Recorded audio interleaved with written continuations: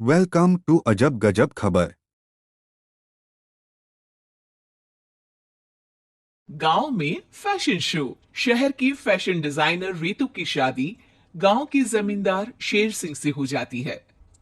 लेकिन शहरी कामकाजी रितु का गांव में मन नहीं लगता।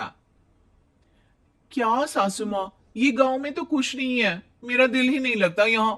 क्या करूं मैं? अरे बेटा, जहाँ पति का कारोबार बीवी तो वही अच्छी लगती है ना।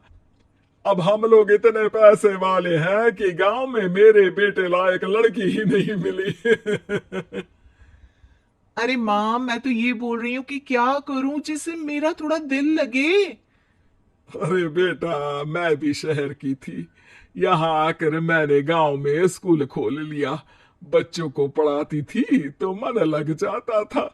तू भी कुछ देख ले जिससे गांव की बहू बेटियों का भला हो जाए और तेरे जमींदार ससुर जी का नाम भी हो जाए। रितु क्या करती? फैशन डिजाइनिंग वाले कपड़ों को गांव की औरतों पर कैसे ट्राई करती। लेकिन एक दिन, अरे क्या बात है डार्लिंग, बड़ी जल्दी उठ गई। और ये हाथ में फेविकॉल और कागज, कहाँ जा रही हो? मैंने सोच लिया है कि मैं अपना फैशन बुटीक खोलूंगी। गांव की औरतों को सजा धजा कर फैशन शो करूंगी और यहाँ की औरतों को भी शहर के फैशन से वाकिफ करवाऊंगी। फैशन और यहाँ की औरतें, अरे इन लोगों को तो बस चूल्हा चौका आता है। खाली समय में एक दूसरे के सर से जुएं निकालती हैं या फिर अचार पापड़ बनाती है। इन लोगों के बस की नहीं है फैशन को समझना। लेकिन रितु मानती नहीं। वो पूरे गांव में पोस्टर चिपका देती है कि किसी को भी नए डिजाइन के कपड़े पहनने का शौक है तो जल्दी जमींदार की बहू से मिले। लेकिन रितु की दुकान में 2 दिनों तक तो कोई आता ही नहीं। पर एक दिन, अरे कमला, क्या हुआ? क्या देख रही हो? आ, ये पुतला देख रहा है दीदी। क्या दिख रहा है इसमें ऐसा?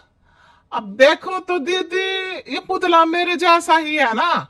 पतला दुबला लंबा। बस मैं काली और ये गोरा। तू ये बता, इस पुतले के कपड़े तुझे कैसे लग रहे हैं? अरे कपड़े तो बहुत ही सुंदर है दीदी, लेकिन तू ना बस कल इसी समय आ जाना और अपने जैसी 2-3 और को भी ले आना। अगले दिन कमला 2 लड़कियों को लेकर आ जाती है। रितु उन लोगों को अपने हाथ के सिले कपड़े पहनाती है और घर भेज देती है। उन लोगों को गांव की दूसरी औरतें भी देखती है। और फिर क्या, अगले दिन रितु जब दुकान खोलती है तो सामने बहुत सी औरतें उसके बनाए डिजाइनर कपड़े पहनने को तैयार खड़ी होती है। तुम लोगों को कपड़े के साथ ही हल्की मेकअप और स्किन केयर की भी क्लास देनी पड़ेगी। रितु गांव की औरतों को फैशन का ज्ञान देने में लग जाती है। एक दिन रितु का पति कहता है, अरे रितु, तुम्हारी फोटो पेपर में आई है। क्यों भाई? ऐसा क्या कर दिया मैंने? क्या लिखा है? अरे लिखा है गांव में होगा अब फैशन वीक। अरे हाँ, कल ना कोई फोन आया था मीडिया वालों का, तो मैंने भी बोल दिया कि फैशन शो तो अब गांव में होगा। लग रहा है उसी की खबर बना दी है। तभी रितु को एक फोन आता है।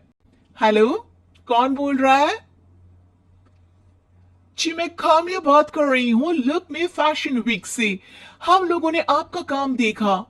हम शहर वर्सेस गांव का फैशन थीम में एक फैशन शो आपके गांव में करना चाहते हैं। अरे वाह, ये तो बहुत ही अच्छी बात है। मैं अपनी मॉडल्स के साथ शो में हिस्सा जरूर लूंगी। बस अब क्या था, वो दिन भी आ जाता है जब रितु की गांव की गोरी शहर की छोरी के साथ स्टेज शो में हिस्सा लेती है।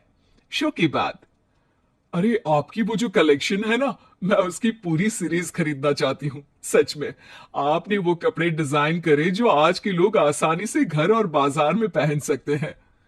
और बजट में भी है। हम भारतीयों के लिए तो ये डिजाइन बेस्ट है जी। अ, वैसे आपने क्या सोचकर ये कपड़े बनाए और आप इसे कितना आगे और लेकर जाना चाहती हैं? औरतें और फैशन एक दूसरे के पर्यायवाची है।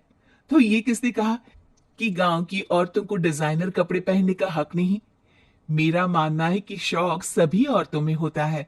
जरूरत है तो बस उसे जगाने की, उनके हिसाब और बजट के कपड़ों की, जो मैंने बनाए और सबको पसंद भी आए।